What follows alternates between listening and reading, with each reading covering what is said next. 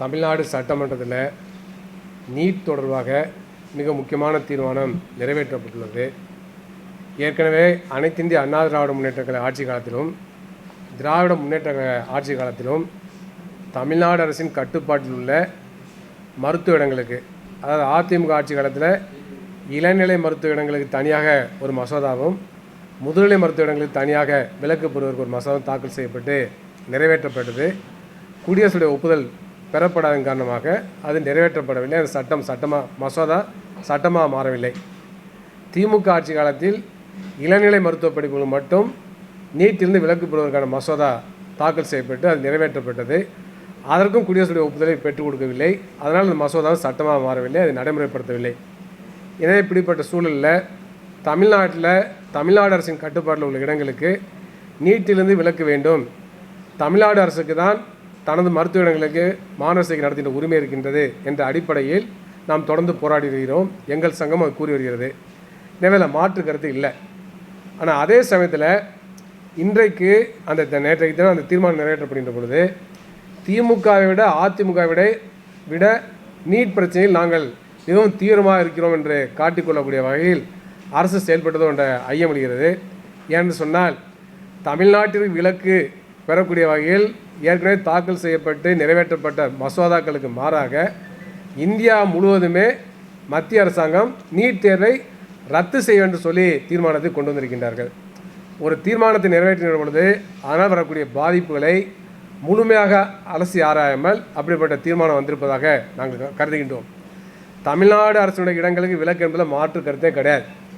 தமிழ்நாடு அரசாங்கம் +2 அடிப்படையிலோ அல்லது அது விரும்புகின்ற முறையிலோ மாணவர் சேர்க்கை நடத்துகின்ற உரிமை இருக்குது. அதேபோல் ஒவ்வொரு மாநிலமும் தங்களது இடங்களுக்கு மாணவர் சேர்க்கை நடத்துகின்ற முழுமையான உரிமை உண்டு, அதை அங்கீகரிக்கப்பட வேண்டும்.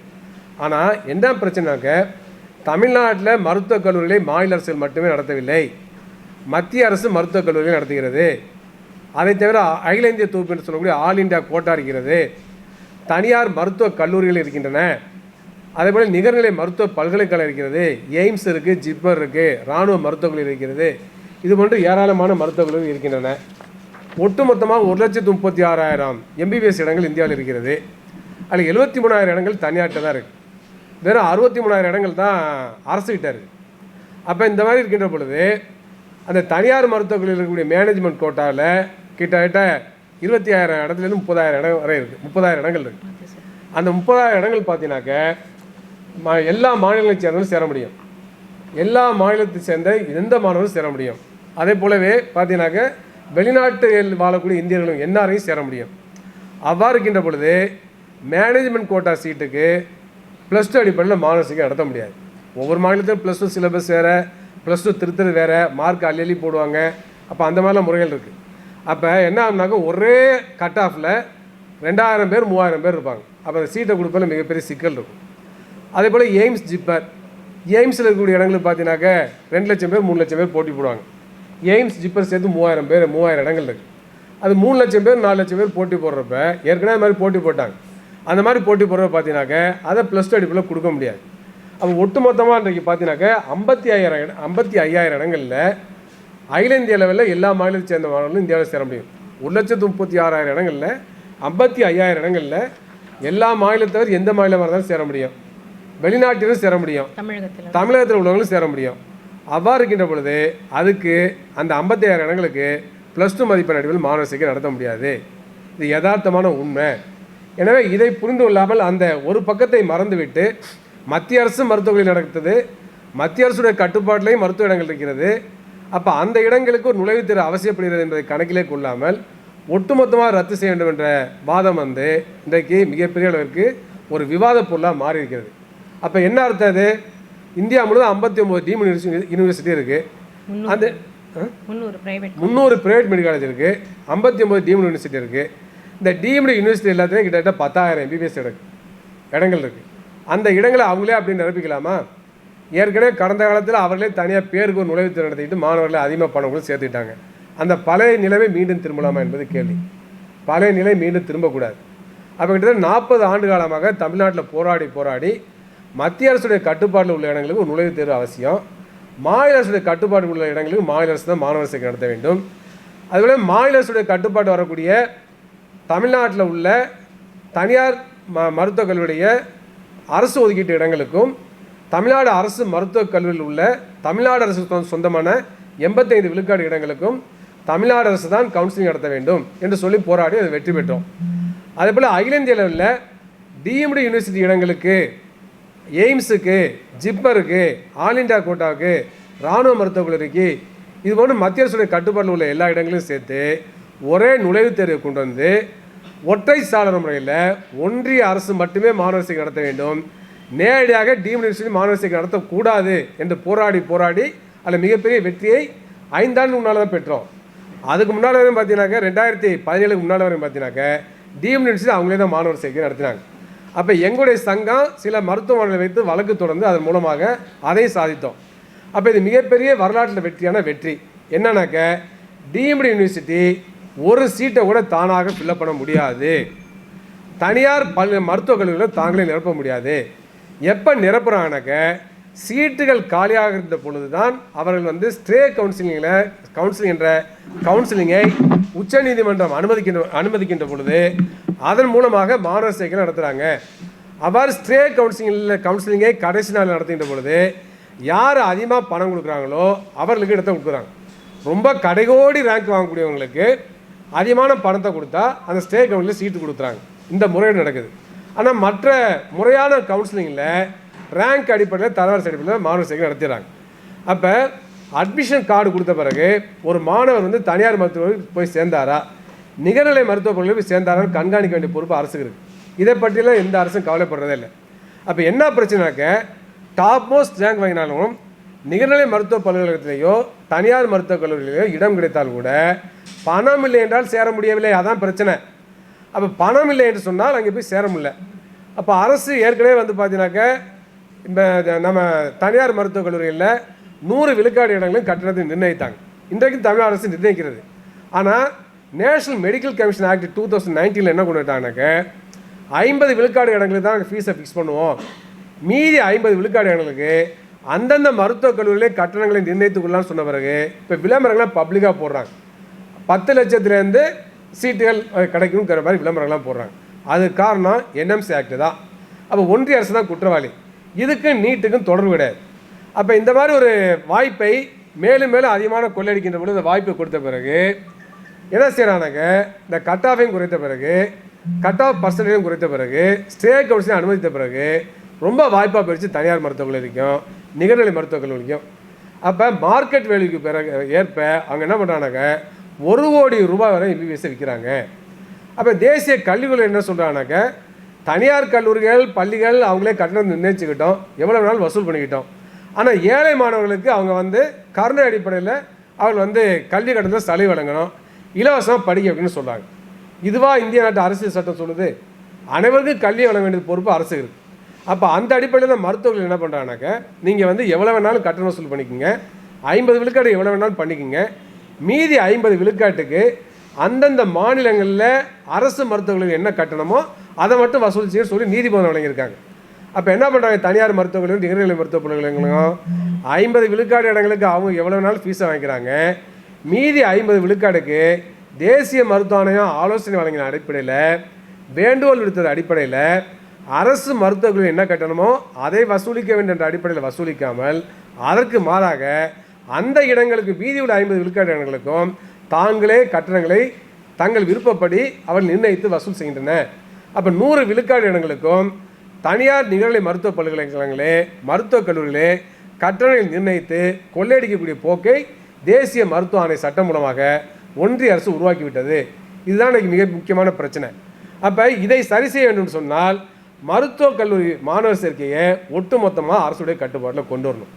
தனியார் மருத்துவக் கல்லூரி மாணவர் சேர்க்கையில் 50% தமிழ்நாடு அரசுக்கும் மாநில அரசுக்கும் கொடுக்குறானாக்க அதுக்கு மாநில அரசு தான் மாணவர் சேர்க்கை நடத்தணும். அதே போல் டீம்டு யூனிவர்சிட்டி ஒட்டுமொத்த சீட்டுக்கும் ஒன்றிய அரசு தான் மாணவர் சேர்க்கை நடத்தணும். மேனேஜ்மெண்ட் கோட்டாவுக்கு மாநில அரசுகளும் அந்தந்த மேனேஜ்மெண்ட்டுடைய பிரதிநிதிகளும் சேர்ந்து நடத்தணும். ஆனால் அதில் யார் வேணாலும் சேரலாம், அது தனியாக அப்ளிகேஷன் பண்ணணும். அதான் இன்றைக்குள்ள நடைமுறை. அவ்வாறு இருக்கின்ற பொழுது இப்போ இதையெல்லாம் முறைப்படுத்தின பிறகும் இந்த ஃபீஸ் விஷயத்தில் இந்த மாதிரி இருக்கிறனால ஏழை மாணவர்கள் நடுத்தர குடும்பத்தை சேர்ந்தவர்கள் தனியார் மருத்துவர்கள் சேர மாட்டேங்கிறாங்க.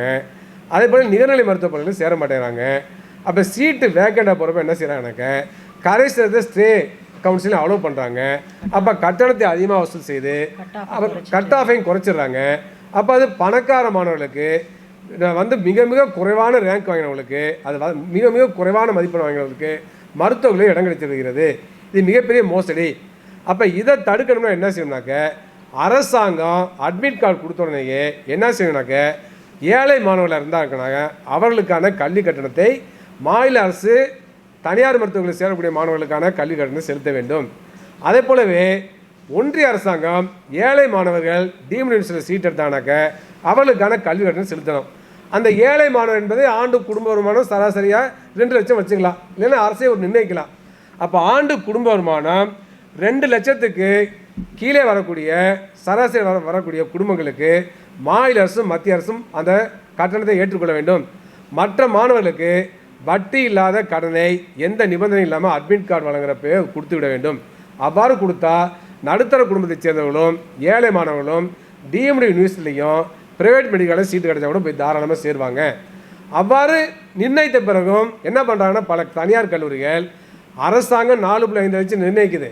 ஆனால் போய் சேர்றப்ப நீங்கள் 9 லட்சம் கொடுங்கன்னு கேட்குறாங்க. அப்போ அந்த 9 லட்சம் கொடுக்காம சேர முடியவில்லை. அப்போ மாணவர்கள் பாதிக்கப்படுறாங்க. அப்போ இந்த கொள்ளை யார் தடுக்கிறது? கட்டாய நன்கொடை தடுப்பு சட்டத்தை ஏன் நடைமுறைப்படுத்த மாட்டேங்கிறீங்க? இதை பற்றி ஏன் பேச மாட்டேங்கிறீங்க? அப்போ என்னன்னாக்க, கட்டாய நன்கொடை தடுப்பு சட்டத்தை கடுமையாக்கி அதை கராரை நடைமுறைப்படுத்தணும். எந்த அரசும் அதை நடைமுறைப்படுத்துறதே இல்லை. இதன் மூலமாக தனியார் மருத்துவர்கள் சாதகமாக இருக்கிறார்கள். அதே போல் அடுத்தனாக்க, மாணவர் போய் சேரவில்லைன்னு சொன்னால் ஏன் அவர் போய் சேரல கண்காணிக்கிறது பெரிய விஷயமே இல்லை. அட்மிட் கார்டு கொடுத்த பிறகு அரசிட்ட எல்லா இதுவும் எல்லாமே ஆன்லைனில் இருக்குது. அந்த மாணவர் சேர்ந்தாரா சேரலன்னு தெரியும். அந்த மாணவர் போய் சேரலைனாக்க நீங்கள் ஏன் சேரலன்னு கேட்கணும். அப்போ சேருகின்ற பொழுது சேரவில்லைன்னு சொன்னால் கட்டணம் கூடுதலாக வசூல் செய்கிறார்கள் என்று தெரிந்தால் அந்த கல்வி நிறுவனத்தை மீது நடவடிக்கை எடுக்கணும். மீண்டும் மீண்டும் தவறு செய்தால் எந்த விதமான இழப்பீடும் கொடுக்காமல் தனியார் மருத்துவர்கள் அரசை ஏற்கணும், அரசுடைய ஆக்கணும். அப்படிப்பட்ட சட்டங்களை கொண்டு வரணும். அப்போ இது ரொம்ப ரொம்ப முக்கியம். ஏன்னு சொன்னால் வெறும் 5600 சீட்டை மட்டும் பேசி பயனில்லை. தமிழ்நாட்டில் 5600 சீட்டு தமிழ்நாடு கட்டுப்பாட்டில் இருக்குது. ஆனால் இந்தியா முழுவதும் 73,000 சீட்டு தனியார்ட்ட இருக்குது. அப்போ 22 லட்சம் மாணவர்கள் போட்டி போடுறாங்க. அப்போ ஏழை மாணவர்கள் படிக்கணும்னாக்க இது போன்று முறைப்படுத்தல் அவசியம். அது மட்டுமல்ல, அவ்வாறு சேருகின்ற பொழுது டிடி எடுத்து பணத்தை கொடுக்குற மாதிரி பண்ணணும். அப்போ இந்த மாதிரி ஏராளமான நடைமுறை உருவாக்கினால் நிச்சயமாக ஃபீஸையும் நேர்மையாக வெளிப்படைத்தன்மையோடு நியாயமாக ஃபிக்ஸ் பண்ணணும். அந்த மாதிரி ஃபிக்ஸ் பண்ணிட்டாக்க ஏழை மாணவர்கள் நிகர்நிலை மருத்துவர்கள் படிக்க முடியும், தனியார் மருத்துவர்கள் ஏழை மாணவர்கள் படிக்க முடியும். இப்படிப்பட்ட கோரிக்கைகள் தமிழ்நாட்டில் எழவில்லை என்பது வருத்தமாக இருக்கிறது. கட் ஆஃபை குறைக்கக்கூடாது என்ற கோரிக்கை எழ வேண்டும். அப்போ இது முக்கியமான பிரச்சனையாகும். எனவே அந்த அடிப்படையில் நாம் இந்த பிரச்சனையை அணுக வேண்டிய அவசியம் இருக்குது. அப்போ நீட்டை ரத்து செய்யணும் தீர்மானம் போட்டால் என்ன ஆகும்னாக்க, இந்த ஆல் இண்டியா லெவலில் ஒரு நுழைவுத் தேர்வு, அதன் மூலமாக ஒன்றிய அரசு கட்டுப்பாட்டின் கீழே டீம்டு யூனிவர்சிட்டி வந்துவிடுகிறது, 100 விழுக்காடு இடங்களுக்கும் ஒன்றிய அரசே மாணவர் சேர்க்கை நடத்துகிறது என்பதிலிருந்து தனியார் நிகர்நிலை மருத்துவ பல்கலைக்கழகங்களை விடுவிக்கின்ற ஒரு நடவடிக்கையாக மாறிவிடும்.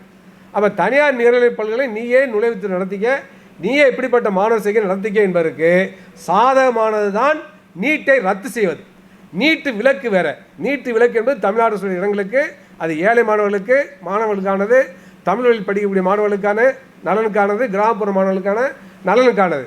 ஆனால் நீட்டு விலக்கு என்பது முழுமையாக தனியார் மருத்துவக் கல்லூரிகளுக்கும், நீட் ரத்து என்பது தனியாக நிகர்நிலை மருத்துவ பல்கலைக்கழகங்களுக்கும் தனியார் மருத்துவக் கல்லூரிகளுக்கும் முழுமையான சுதந்திரத்தை ஏற்கனவே 20 ஆண்டுகளுக்கு முன்னால் இருந்த நிலைக்கு கொண்டு செல்வதாகும். இதை ஏற்க முடியாது.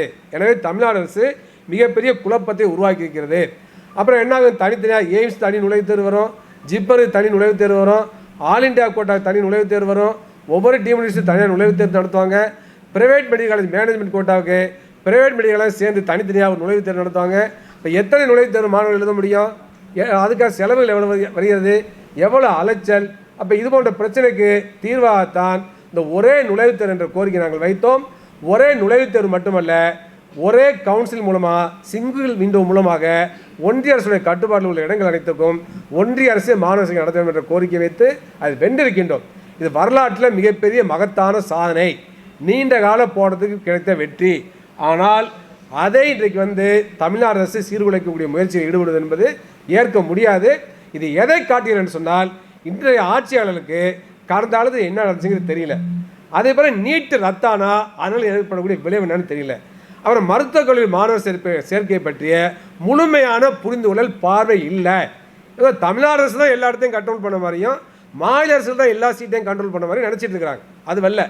ஆனால் ஒருவேளை அவங்க தீர்வு என்ன நினைக்கலாம்னாக்க, கல்வியை முழுமையாக மாநில பட்டியலுக்கு கொண்டு வந்து விட்டால் டீம்டு யூனிவர்சிட்டி மாநிலத்துக்கு வந்துடும்.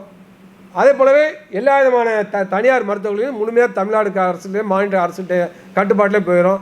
அப்போ நீட்டை ரத்து பண்ணலாம்னு ஒருவேளை நினைக்கலாம். ஆனால் எது சாத்தியம், எது உடனடி சாத்தியம், இதை பற்றி தமிழ்நாடு அரசு யோசிக்க வேண்டாமா?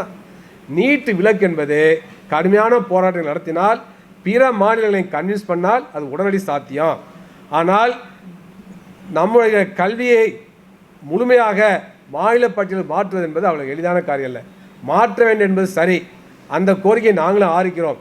ஆனால் முழுமையாக கல்வியை மாநில பட்டியலில் கொண்டு வர என்பது நீண்ட நெடிய போராட்டமாகும். பல மாநிலங்கள் ஏற்றுக்கொள்ள வேண்டும்.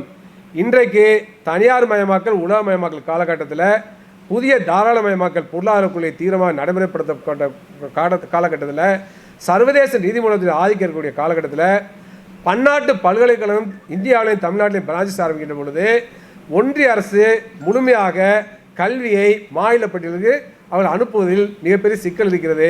அவள் செய்ய மாட்டாங்க. அதே போல் தமிழ்நாடு அரசாங்கம் நீங்கள் சட்டமன்றத்தில் அந்த தீர்மானத்தில் கூட கல்வி முழுமையாக மாநில பட்டியலும் கொண்டு வரப்படும் சொல்கிறாங்க. அதை ஒன்றிய அரசு செய்யணும்னு சொல்கிறாங்க. கல்வியை மாநில பட்டியலுக்கு வழங்கிவிட வேண்டும் சொல்லி தீர்மானத்தில் இருக்குது. இவ்வாறு சொல்லக்கூடிய தமிழ்நாடு அரசு இப்போ என்ன பண்ணியிருக்காங்க, ஆஸ்திரேலியா பல்கலைக்கழகம் தமிழ்நாட்டில் சென்னையில் வேளச்சேரியில் தன்னுடைய கிளையை கேம்பஸ் திறக்க அனுமதிச்சிருக்காங்க. அந்த ஆஸ்திரேலியா பல்கலைக்கழகத்தில் மருத்துவத்துறை இருக்குது. அதாவது டிஜிட்டல் ஹெல்த் கேர் பற்றிய படிப்பு அதில் வருது, டென்டல் ஹெல்த் கேர் பற்றி அதில் படிப்பு வருது. அதெல்லாம் மருத்துவ படிப்பு தான். அப்போ ஓராண்டுக்கு அதில் மாணவருக்கான கட்டணம் வந்து 13,60,000 ரூபா. அந்த ஆஸ்திரேலியா அதெல்லாம் நீங்கள் பார்க்கலாம். 13,60,000 ஆஸ்திரேலியா பல்கலைக்கழகம் இதில் வேளச்சேரியில் வரப்போகிறது. அது யார் அட்மிஷனை கண்ட்ரோல் பண்ணுறது? அப்போ இன்றைக்கு பன்னாட்டு பல்கலைக்கழகம் வந்து மருத்துவக் கல்லூரி துவங்கின்ற பொழுது, கார்ப்பரேட் கம்பெனிஸ் மருத்துவக் கல்லூரி துவங்கின்ற பொழுது, அதே போலவே மத்திய அரசின் கல்வி நிறுவனங்கள் இருக்கின்ற பொழுது, நீங்கள் வந்து மத்திய பட்டியலுக்கு மாநில பட்டியல் முழுமையாக வராத பொழுது எவ்வாறு மாநில அரசு அதை கட்டுப்படுத்த முடியும்? இது மிகப்பெரிய கேள்வியா இல்லையா? அதுக்கடுத்து வந்து தமிழ்நாடு அரசு முரண்பாடாக செயல்படுகிறதா இல்லையா? ஒரு பக்கம் கல்வியை மாநில பட்டியலுக்கு கொண்டு வரணும்னு சொல்லிட்டு, இன்னொரு பக்கம் அண்மையில் தான் என்ன பண்ணியிருக்கானாக்க, ஆஸ்திரேலியா யூனிவர்சிட்டியுடைய புரிந்துணர்வு ஒப்பந்தம் போட்டு வேளச்சேரியில் அந்த பல்கலைக்கழகத்தை கொண்டு வராங்க. வேளச்சேரியில் கொண்டு வரக்கூடிய ஆஸ்திரேலியா பல்கலைக்கழகத்தில் தமிழ்நாடு மாணவர்கள் மட்டும் படிக்க போகிறது இல்லை, தெளிவாக சொல்லிட்டாங்க. இந்தியா முழுவதும் மாணவர்கள் படிப்பாங்க. அதில் பல்வேறு நாடுகளை சேர்ந்த பன்னாட்டு மாணவர்கள் படிப்பான்னு சொல்லப்பட்டிருக்கு. அப்போ இந்த மாதிரி இந்தியா முழுவதும் மாணவர்கள் படிக்கின்ற பொழுது அந்த பல்கலைக்கழகத்துக்கு அந்த பல்கலைக்கழகமே மாணவர் சேர்க்கை நடத்திக்கலாமா? அந்த பல்கலைக்கழகமே ஃபீஸை ஃபிக்ஸ் பண்ணிக்கலாமா? முழுமையான அதிகாரத்தை அந்த பன்னாட்டு பல்கலைக்கழகத்துக்கு கொடுத்துடலாமா? ஆஸ்திரேலியா பல்கலைக்கழகத்துக்கு கொடுத்துடலாமா? இப்போ தேசிய கல்விக்குள்ளே இல்லை பன்னாட்டு பல்கலைக்கழகங்களில் 4 பல்கலைக்கழகம் இந்தியாவில் துவங்க அனுமதிச்சிட்டாங்க. அப்போ இந்தியாவில் துவங்கப்படக்கூடிய பன்னாட்டு பல்கலை தடுக்க முடியல, பன்னாட்டு பல்கலை துவக்குறாங்க. அப்போ அந்த பன்னாட்டு பல்கலைக்கழகம் துவங்குற பொழுது கார்ப்பரேட் கம்பெனிஸு காலேஜ் துவங்குறப்ப, மெடிக்கல் காலேஜ் துவங்குறப்ப அவர்களுக்கு ஒரு கட்டுப்பாடு வேண்டாமா? அவருடைய மருத்துவ இடங்களையும் இதர இடங்களையும் கட்டுப்பாடு போட வேண்டாமா வேண்டாமா? அவன் முழுமையாக அவங்க இஷ்டத்துக்கே விட்டுலாமா என்பதான் கேள்வி. ஆனால் மறைமுகமாக என்ன தமிழ்நாடு சொல்லுறாங்க, அவள் கட்டுப்பாட்டிலே நம்ம கட்டுப்பாட்டில் வேண்டிய இல்லை, அரசே கட்டுப்படுத்த வேண்டாம், அவர்களே அட்மிஷன் நடத்திக்கலாங்கிறது தான் தமிழ்நாடு அரசு நிலைப்பாடாக இருக்குது. அப்போ இந்த முறையை ஏற்றுக்கொள்ள முடியாது. இது தமிழ்நாடு அரசுடைய கொள்கை முரண்பாட்டை காட்டுகிறது என்பதை நாங்கள் சுட்டிக்காட்ட விரும்புகின்றோம். எனவே நாங்கள் கோரிக்கை வைப்பதெல்லாம் தமிழ்நாடு அரசின் கட்டுப்பாட்டில் உள்ள மருத்துவ இடங்களுக்கு விலக்கு வேண்டும். ஆனால் அதே சமயத்தில் இன்றைக்கு மீண்டும் சொல்கின்றோம், பன்னாட்டு மருத்துவ பல்கலைக்கழகங்கள் இந்தியாவுக்கு வரக்கூடிய சூழலில், கார்ப்பரேட் கம்பெனிஸ் மெடிக்கல் காலேஜ் துவங்கக்கூடிய சூழலில், மெடிக்கல் எஜுகேஷன் என்பது இன்றைக்கு தனியார் மயமாக்கப்படக்கூடிய சூழலில், தமிழ்நாட்டில் உள்ள தனியார் மருத்துவக் கல்லூரிகள் 3 இந்த ஆண்டு டீம்டு யூனிவர்சிட்டி மாற்றப்பட்ட சூழலில், அதிகமான டீம்டு யூனிவர்சிட்டி துவங்கப்படக்கூடிய சூழலில், மருத்துவக் கல்வியை வணிகமயமாக்கக்கூடிய சூழலில் இன்றைக்கு மருத்துவக் கல்வி மாணவர் சேர்க்கை மீது ஒன்றிய அரசுக்கும் மாநில அரசுக்கும் மட்டுமே முழுமையான கட்டுப்பாடு வேண்டும். அனைத்து இடங்களிலும் மாநில அரசும் மத்திய அரசு மட்டுமே மாணவர் சேர்க்கை நடத்த வேண்டும். அதற்கு தேவையான நடவடிக்கை எடுப்பது பதிலாக தமிழ்நாடு அரசு முழுமையான சுதந்திரத்தை தனியார் மருத்துவக் கல்லூரி வழங்குவதோ டீம்டு யூனிவர்சிட்டி வழங்குவதோ ஏற்புடையது அல்ல. அதை சமூக சமத்துவத்திற்கான டாக்டர் சங்க சார்பாக நாங்கள் வன்மையாக கண்டிக்கின்றோம். அதே போலவே இன்னும் சில வாதங்கள்லாம் வச்சுருக்கிறாங்க. அந்த வாதமும் ஏற்புடையதல்ல. அந்த வாதம்லாம் பார்த்தா சாதாரண மத்திய அரசில் உள்ள அதிகாரிகள் அதை ஏற்றுக்கொள்ள மாட்டாங்க. என்னன்னாக்கா இன்றைக்கு நீட் நுழைவுத் தேர்வின் காரணமாக தமிழ்நாட்டில் மருத்துவ கட்டமைப்பு சீர்குலைந்து விட்டு சொல்கிறாங்க. இது யதார்த்தத்துக்கு புறமானது. அந்த மாதிரி எதுவும் நடக்கலை. சிறுநீரக இதில் நம்ம மாற்று அரிசியில் ரொம்ப முன்னேற்றம் அடைஞ்சிருக்கோம். நீட் நுழைவுத்திற்கு அதுக்கு என்ன சம்மந்தம் இருக்குது? இந்த மாதிரிலாம் சொல்லலாமா? ஒரு தீர்மானத்தில், முக்கியமான தீர்மானத்தில், பல்வேறு மாநிலங்களும் பார்க்கக்கூடிய தீர்மானம், பல்வேறு அறிவுஜீவிகள் படிக்கக்கூடிய தீர்மானம், ஒன்றிய அரசு அதிகாரிகள் படிக்கக்கூடிய தீர்மானம், சிறுநீரக மாற்று அறுவை சிகிச்சைக்கும் +2 அடிப்படையில் மாணவர் சேர்க்கை நடத்துவதற்கும் அதில் நீட்டு அடிப்படையில் மாணவர் சேர்க்கை நடத்துவது என்ன சம்மந்தம்? அதாவது என்ன சொல்கிறானாக்க, மறைமுகமாக சொல்லப்படுதுனாக்க, நீட் நுழைவுத் தேர்வு இன்றைக்கு அது வழியாக படிக்கக்கூடிய மாணவர்கள் கிராமப்புறத்து போய் சேவை செய்ய மாட்டாங்க, அரசு பணிக்கு வரமாட்டாங்க, எனவே பொது சுகாதாரத்துறை கட்டமைப்பு சீர்குலைந்துன்னு சொல்கிறாங்க. அதான் உள்ள அடக்கம்.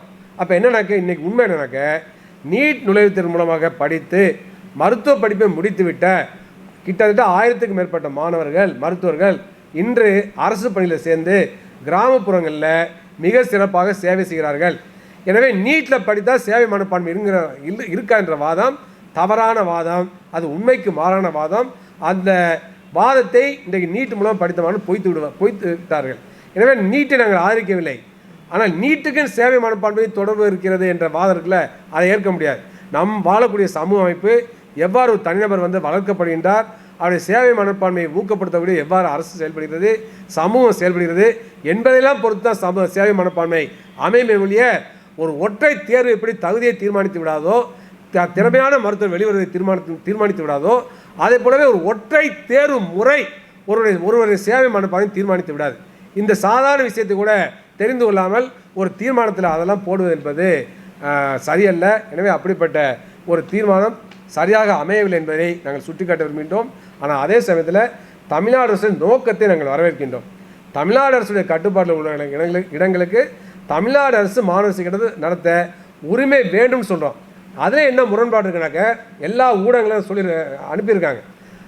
சட்டமன்றத்தில் தமிழ்நாடு சுகாதாரத்துறை அமைச்சர் பேசுவதற்கான குறிப்பு, அந்த உரை, அதில் தலைப்பினருக்கு நீட்டு விலக்கு தொடர்பான மாண்பு மக்கள் நலத்துறை அமைச்சரின் உரைன்னு போட்டிருக்கு.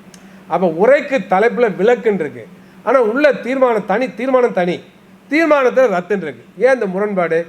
அப்போ இதை எழுதியவர்களுக்கே அந்த இது சரியாக புரிதல் என்கிற அர்த்தம். அப்போ இது போன்று முன்னுக்கு பின் முரணாக இருக்குது. அப்போ இது ஏற்படுவதில்லை. எனவே தமிழ்நாட்டு மக்கள் நீட் நுழைவுத் தேர்வு தமிழ்நாடு அரசின் கட்டுப்பாட்டில் உள்ள இடங்களுக்கு முழுமையாக விலக்கை பெறுவதற்கு தொடர்ந்து போராட வேண்டும்.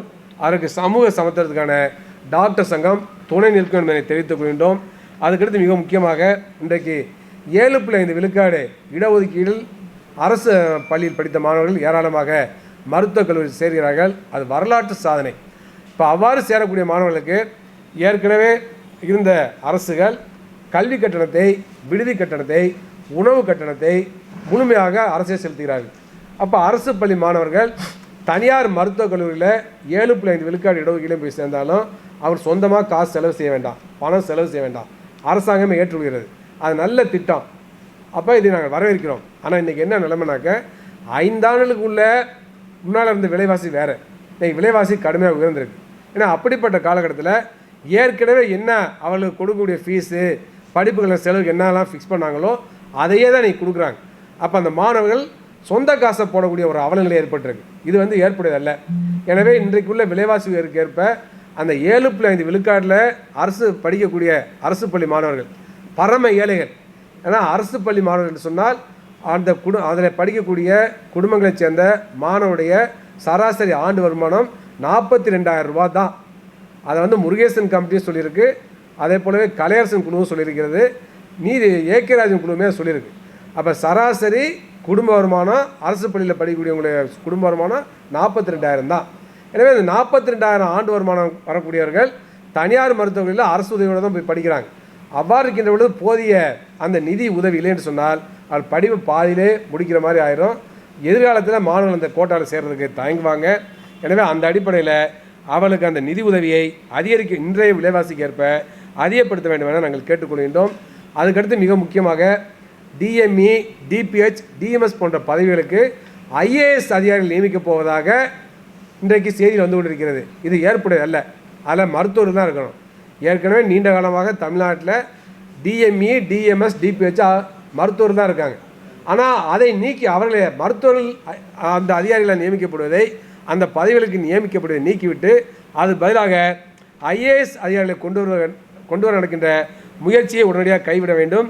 அதேபோல் காசநோய் இயக்குனர் பதவியை ஒழிப்பதற்கான முயற்சி நடக்கிறது. காசநோய் முக்கியமான ஒரு பிரச்சனை இந்தியாவில். அப்போ தனியாக அது துறையை உருவாக்கி அதுக்கு இயக்குனர் இருக்காங்க, ஒவ்வொரு மாவட்டத்திலே இருக்கிறாங்க. அப்போ அந்த காசநோய் இயக்குனர் பதவி வந்து ஒழிக்கக்கூடாது, துணை இயக்குனர் பதவி ஒழிக்கக்கூடாது.